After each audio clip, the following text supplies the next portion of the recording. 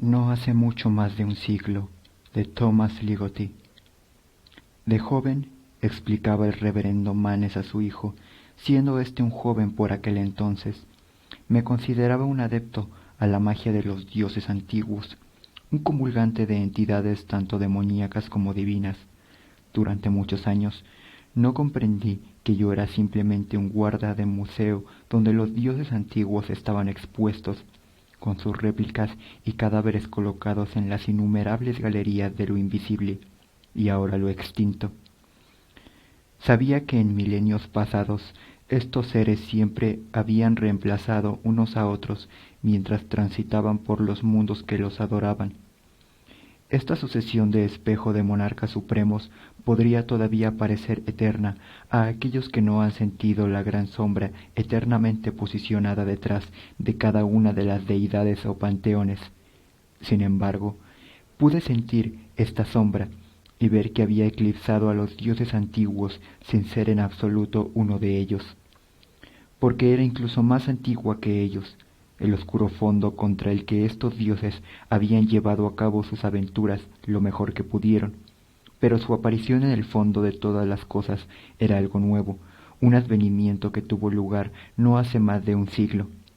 Quizás esta enorme negrura, esta sombra, siempre ha prevalecido en otros mundos distintos al nuestro, lugares que nunca han conocido a los dioses del orden, los dioses del diseño. Incluso este mundo se había preparado desde hacía tiempo para ello, creando ciertos lugares donde la ilusión de realidad se hacía sumamente frágil, donde los dioses del orden y del diseño apenas podían respirar.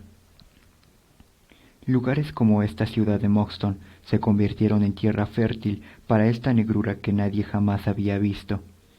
Sí, no hace mucho más de un siglo que las personas de este mundo traicionaron su percepción de un nuevo Dios que no era un Dios.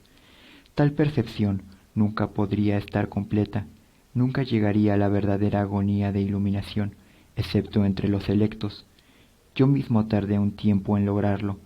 La autenticidad de mis conocimientos podría parecer cuestionable y arbitraria, considerando su origen.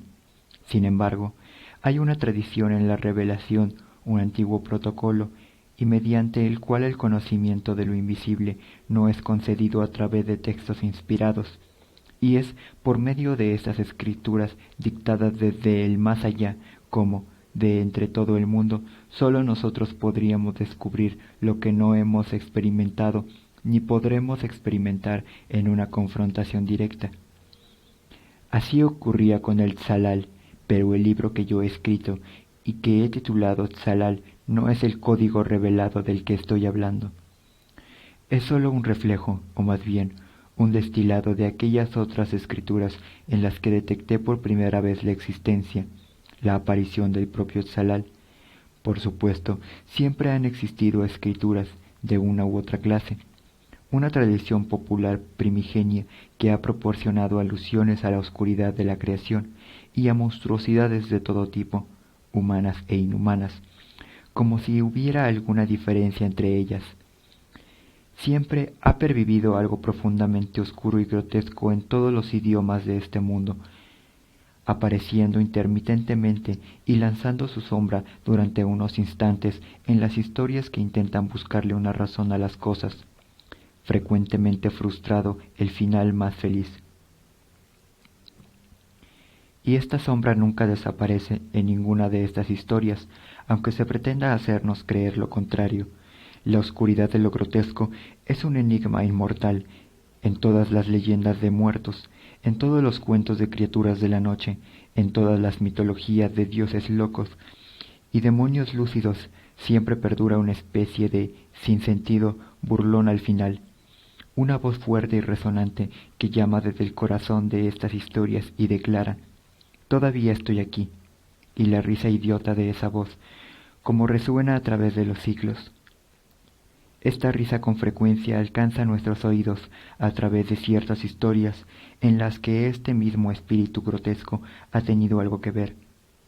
Por mucho que hemos intentado ignorar la risa de esta voz, por mucho que hemos intentado aplastar sus palabras y protegernos a nosotros mismos, llenando nuestras mentes con otras palabras, todavía resuena por todo el mundo. Pero no hace mucho más de un siglo esta risa comenzó a aumentar de tono. Tú mismo la has oído, Andrew, cuando entrabas a hurtadillas en mi biblioteca durante tus años de juventud, deleitándose de una fiesta gótica de lo grotesco. Estos libros no contienen un conocimiento arcano dirigido a los pocos seleccionados, sino que fueron escritos para un mundo que había comenzado a menospreciar a los dioses del orden y el diseño, a cuestionar su misma existencia y a enlazar los disturbios de lo grotesco. A estas alturas, ambos hemos estudiado los libros en los que el Salal se fue revelando gradualmente como el mismísimo núcleo de nuestro universo, aunque sus autores permanecieran ignorantes ante las revelaciones que perpetraban. Fue uno de los más iluminados de esta secta de narradores góticos de donde tomé el nombre de este personaje. ¿Recuerdas, Andrew, las aventuras de un tal Arthur Pym, de una tierra fantástica donde todo, sus gentes y el paisaje, es de una negrura perfecta, el país antártico del Salal?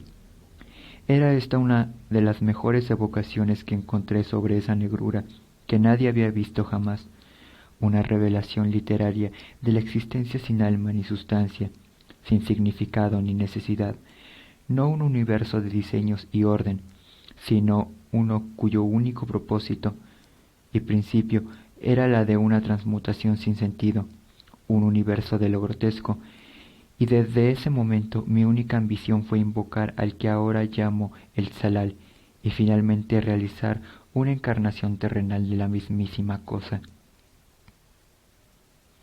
A lo largo de los años averigüé que había otros obsesionados por una ambición tan cercana a la mía propia que formábamos una alianza, los electos del Salal. También ellos eran devotos de los dioses antiguos, que habían perdido su poder o que se habían extinguido por la aparición de este otro, un advenimiento inevitable que estábamos ansiosos de acelerar para perdernos nosotros en él, y es que habíamos reconocido la máscara de nuestras identidades, y nuestro único consuelo por lo que habíamos perdido, una redención perversa, era unirnos a la fatalidad del Salal. Para ello era esencial una mujer sobre la que realizar una ceremonia de concepción, y fue durante estos ritos cuando por primera vez llegamos a estar en íntima comunión con aquel que se movía en nuestro interior y se realizaba los cambios más maravillosos sobre tantas cosas. Ninguno de nosotros sospechaba qué pasaría cuando nos reunimos esa última noche. Todo esto pasó en otro país, un país más viejo, pero sin duda era un lugar como esta ciudad de Moxton, un lugar donde las apariencias de este mundo parecen tambalearse en ocasiones, flotando ante nuestros ojos como siempre niebla. Este lugar era conocido en nuestro círculo como la calle de las farolas, y era el mismísimo corazón de un distrito bajo del signo del Salal. Ahora, cuando lo evoco, las farolas me parecen tan solo una casualidad de la escena, un elemento accidental de atmósfera, pero por aquel entonces para nosotros eran los mismísimos ojos del Salal. Los apliques luminosos de las aceras, de radiante cristal engarzado en tallos de metal negro, formaban una procesión irreal a un lado y a otro de la calle, un espectáculo de pasos y misterios infinitos. Un poeta de la época los llamó lirios de hierro, y otro comparó su luz de joya con el amarillo topacio. En un idioma distinto y una ciudad distinta, estos artilugios, les reverberes, les becs de gas, también eran ensalzados, un símbolo enigmático de un siglo, un mundo que se apagaba. Fue en esta calle donde preparamos una estancia para tu nacimiento y tu crianza bajo el signo del Salal. Había unos cuantos residentes más en este destartalado barrio, pero lo abandonaron antes de que tú nacieras. asustados por los cambios que todos nosotros podríamos contemplar en la calle de las farolas. Al principio, los cambios eran sutiles. Las arañas habían comenzado a tender sus redes sobre el empedrado de la calle, y filos hilos de humo se escapaban por los cañones de las chimeneas, entrelazándose unos con otros en el cielo. Cuando llegó la noche de tu nacimiento, los cambios se intensificaron. Estaban centrados en el cuarto en el que nos reunimos para recitar la invocación del Salal. Realizamos encantamientos durante toda la noche, de pie en un círculo alrededor de una mujer elegida para la ceremonia de concepción. Ya he mencionado que ella no era uno de nosotros. No era ella una demacrada habitante de la ciudad, de la calle de las farolas, de cuyo cuerpo nos apropiamos unos meses antes, un miembro honorario de nuestra secta, a quien tratamos muy bien durante el tiempo que permaneció cautiva. Llegado el momento de tu nacimiento, ella se lanzó al suelo de la habitación ceremonial y comenzó a gritar con distintas voces. No creíamos que pudiera sobrevivir a la terrible prueba, ni tampoco sabíamos cuáles serían las consecuencias inmediatas de la encarnación que pretendíamos efectuar. La consumación de un nexo de unión entre esta mujer y el Salal. Estábamos invitando al caos a este mundo, eso lo sabíamos. Estábamos totalmente ebrios por la posibilidad de un desorden absoluto. Con un sentimiento de lúgubre júbilo, gozábamos con los indicios de una pesadilla universal, el punto final de todas las cosas. Pero esa noche, mientras invocábamos al Salal en esa habitación, llegamos a experimentar un plano de lo irreal, hasta ahora desconocido por todos nosotros, y descubrimos que nunca habíamos deseado realmente perdernos nosotros mismos en lo irreal. No de la manera en que nos amenazaba desde la calle de las farolas, porque de la misma forma en que tú, Andrew, comenzaste a entrar en este mundo a través de esa mujer, también el Salal entraba al mundo a través de esa mujer. Ella era ahora la semilla de aquel, su carne radiante, hinchada en el fértil terreno de lo irreal, que era la calle de las farolas. Miramos por las ventanas de aquella habitación, considerando ya nuestra escapada, pero entonces vimos que ya no había ninguna calle, ningún edificio en aquella calle.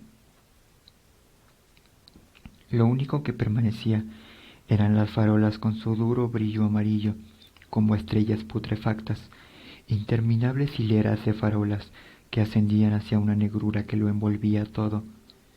¿Puedes imaginarlo? Innumerables hileras de farolas ascendiendo hacia la negrura. Todo lo que sustentaba la realidad del mundo a nuestro alrededor había sido consumado. Nos percatamos de que nuestros propios cuerpos aparecían repentinamente demacrados y escuálidos, mientras que el cuerpo de aquella mujer, la semilla del apocalipsis venidero, se iba hinchando cada vez más con el poder y la magia del Salal, y supimos en ese momento lo que debía ser hecho si lográbamos escapar a la irrealidad que había germinado en aquel lugar llamado la calle de las farolas.